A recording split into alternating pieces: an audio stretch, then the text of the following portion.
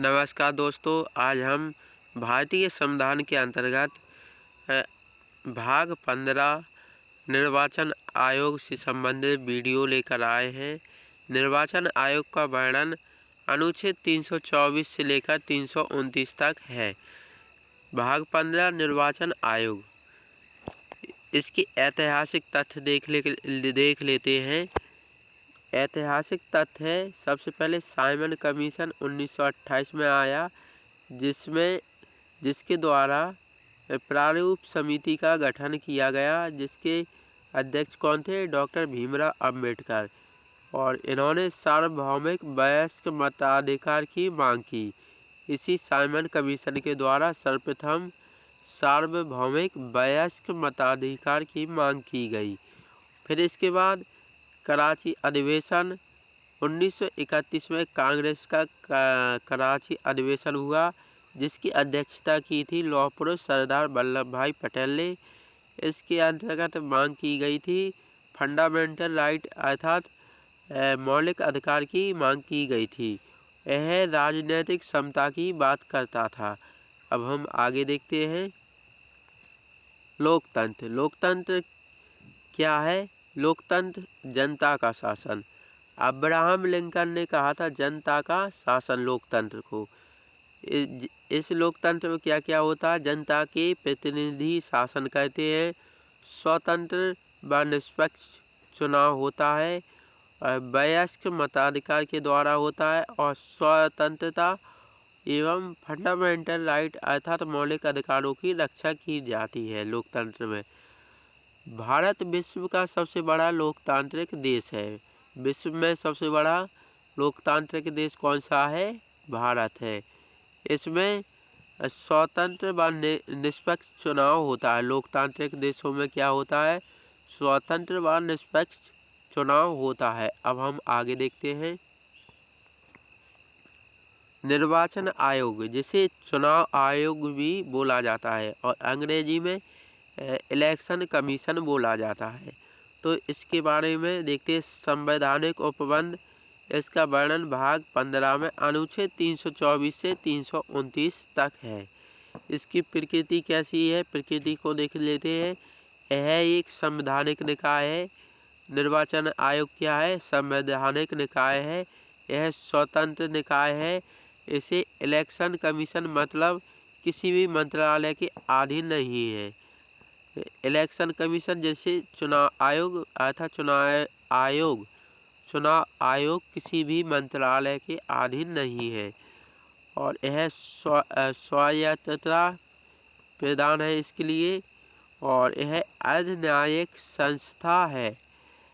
Election EC क्या है? बहुसदस्यीय संस्था है। और प्रथम मतलब फर्स्ट मुख्य निर्वाचन आयुक्त कौन थे? तो प्रथम मुख्य निर्वाचन आयुक्त थे सुकुमार सेन। अब हम इसके गठन के बारे में देखते हैं। इसका गठन निर्वाचन आयोग का गठन 25 जनवरी 1950 को हुआ था। इसका हेडक्वार्टर अर्थात मुख्यालय कहाँ है? नई दिल्ली में। और प्रतिवर्ष 25 जनवरी को वोटर डे अर्थात मतदाता दिवस मनाया जाता है। अब हम आगे देखते हैं। अनुच्छेद 324(1) से 324(6) तक किस किस का वर्णन है? इसके बारे में देखते हैं।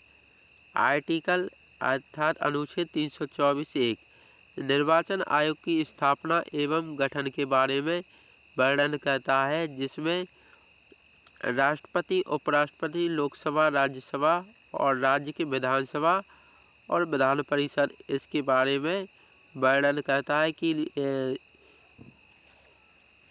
इलेक्शन कमीशन मतलब निर्वाचन आयोग क्या क्या कार्य करेगा। राष्ट्रपति का निर्वाचन करवाएगा, उपराष्ट्रपति का, लोकसभा राज्यसभा का, और राज्य की विधानसभा और विधान परिषद का चुनाव करवाएगा।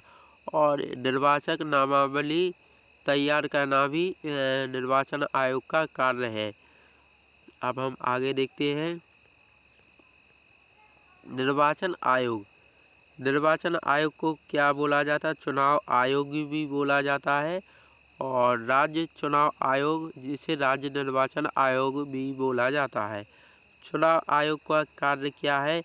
राष्ट्रपति, उपराष्ट्रपति और लोकसभा, राज्यसभा, राज्य विधानसभा और राज्य विधान परिषद आदि का चुनाव करवाना कार्य होता है।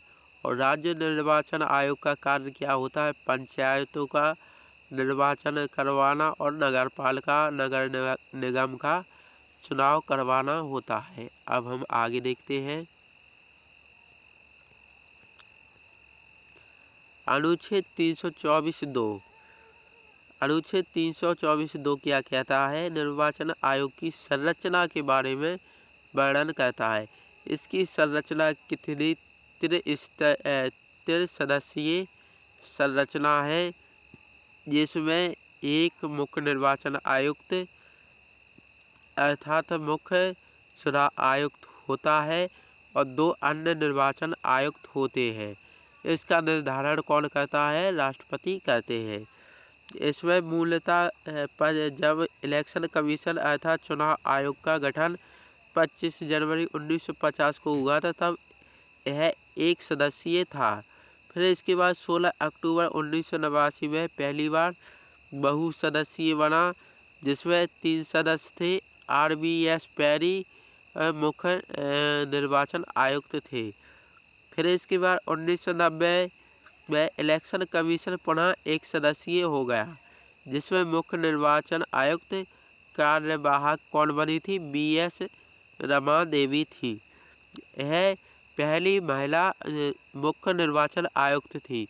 प्रश्न आ जाता है कि पहली महिला मुख्य निर्वाचन आयुक्त कौन थी? तो पहली मुख्य निर्वाचन आयुक्त थी BS रमा देवी। फिर इसके बाद देखते 1 अक्टूबर 1993 में इलेक्शन कमीशन पुनः 3 सदस्यीय हो गया और अब तक 3 सदस्यीय ही है निर्वाचन आयोग। अब हम आगे देखते हैं। निर्वाचन आयोग की संरचना 3 सदस्यीय है, जिसमें नंबर 1 मुख्य निर्वाचन आयुक्त होता है, नंबर 2 अन्य निर्वाचन आयुक्त होते हैं।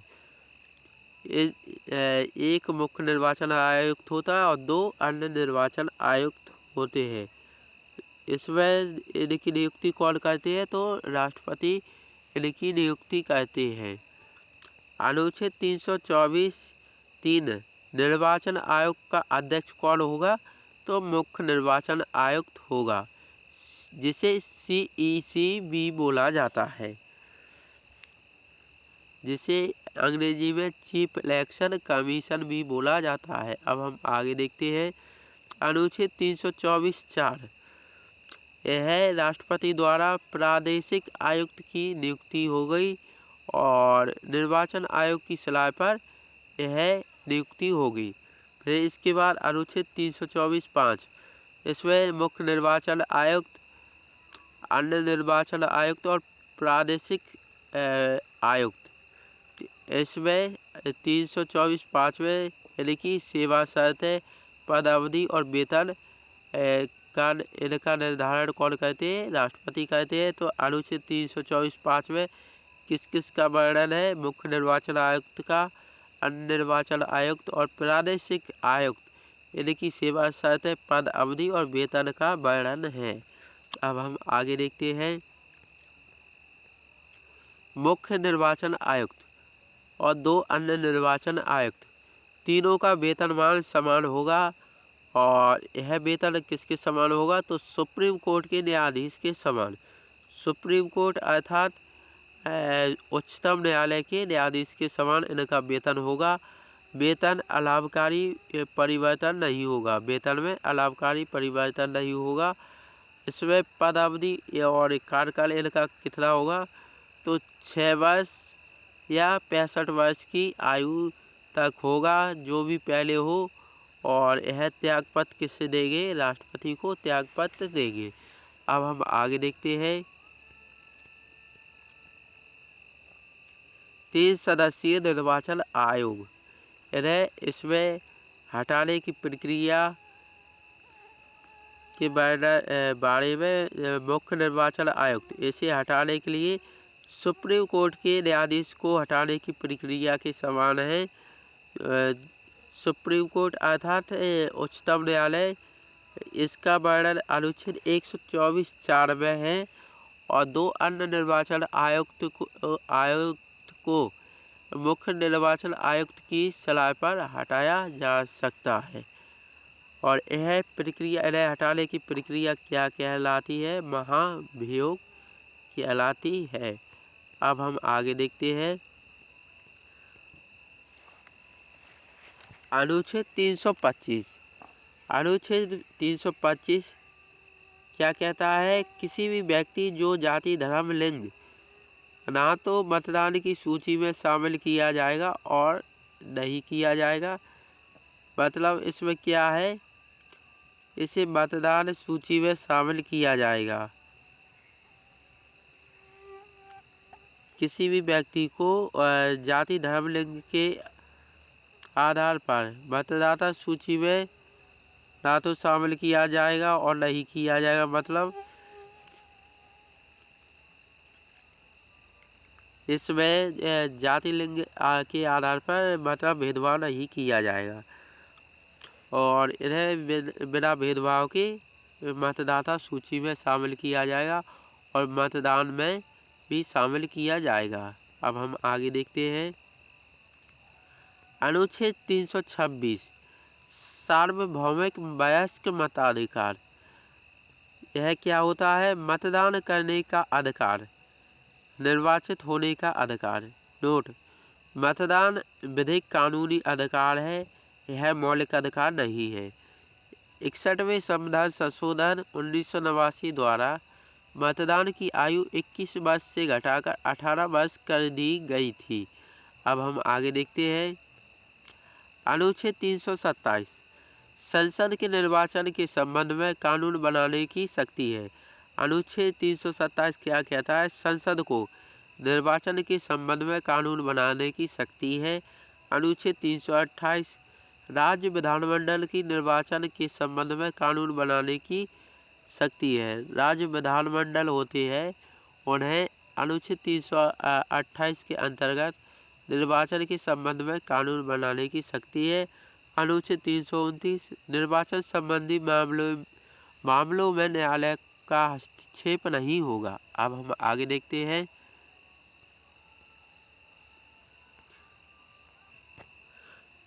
अब हम निर्वाचन आयोग से संबंधित कुछ समितियां देखते हैं। समिति है तारकुंडे समिति 1974। इसकी अध्यक्षता की थी VS तारकुंडे ने। इन्होंने सुझाव दिया था कि मतदान की आयु 21 वर्ष से घटाकर 18 वर्ष की जाए। तो और इसने सुझाव दिया था निर्वाचन आयोग 3 सदस्यीय किया जाए। अब हम आगे देखते हैं फिर इसके बाद दिनेश गोस्वामी समिति 1991। इन्होंने सुझाव दिया था EVM, जिसे इलेक्ट्रॉनिक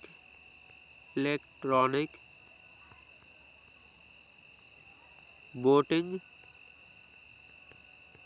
मशीन भी बोला जाता है। इन्होंने सुझाव दिया था 1991 में। अब हम आगे देखते हैं फिर के संथानम समिति 1962। इन्होंने सुझाव दिया था क्या? राजनीतिक दलों का पंजीकरण किया जाए, दलों का संविधान में वर्णन किया जाए और न्यूनतम शैक्षणिक योग्यता निर्धारित की जाए।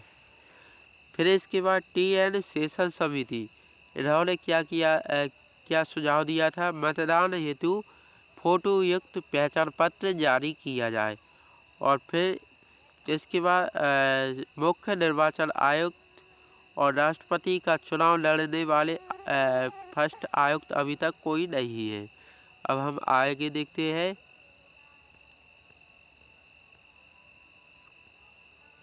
निर्वाचन आयोग के कार्य। इसके कार्य क्या होते हैं? निर्वाचन आयोग अर्थात इलेक्शन कमीशन के कार्य क्या होते हैं? निष्पक्ष चुनाव करवाना, मतदान सूची तैयार करना, जिसे निर्वाचक नामावली भी बोला जाता है, और चुनाव चिन्ह आवंटित करना, दलों को मान्यता प्रदान करना, आदर्श आचार संहिता का निर्माण करना और लागू करवाना, यह कार्य होते हैं। अब हम आगे देखते हैं EVM, जिसे इलेक्ट्रॉनिक वोटिंग मशीन बोला जाता है अंग्रेजी में। इसके आविष्कार किसने किया था? बी हनीफा ने। पहली बार इसका प्रयोग 1982 में केरल के विधानसभा चुनाव में किया गया था। केरल की पारूर विधानसभा में किया गया था, और इसका भारत में लोकसभा चुनाव 2004 में किया गया था। और इलेक्ट्रॉनिक वोटिंग मशीन का प्रयोग मध्य प्रदेश में 1998 में किया गया था। अब हम आगे देखते हैं VVPAT, जिसे voter verifiable paper audit trail भी बोला जाता है। इसका पहली बार उपयोग 2013 में नॉक्सन विधानसभा नागालैंड में किया गया था, और नोटा का प्रयोग 2013 में किया गया था। अन्य तथ्य: पहले मुख्य निर्वाचन आयुक्त कौन थे? तो सुकुमार सेन थे। पहले मुस्लिम चुनाव आयुक्त कौन थे? तो SY कुरैशी थे, SY कुरैशी। पहली महिला निर्वाचन आयुक्त कौन थी? VS रमा देवी।